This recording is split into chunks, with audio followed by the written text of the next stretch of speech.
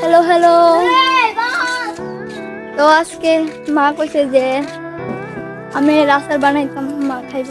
তো মা একটু চাইছে আমার থেকে, না দিলে কেমন লাগে। তো আমি এখানে এই দেখো আম গাছের সামনে আয় পড়ছি, ওখানে আম পারুম প্রিপারেশন আইটা ভিতরে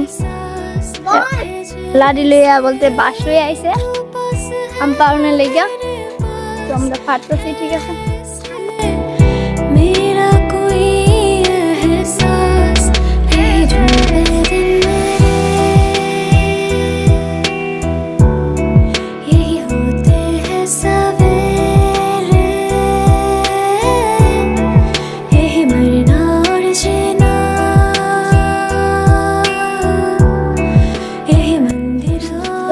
তখন আমরা মানে এরকম করে খাইলে মানে বেশি স্বাদ লাগে।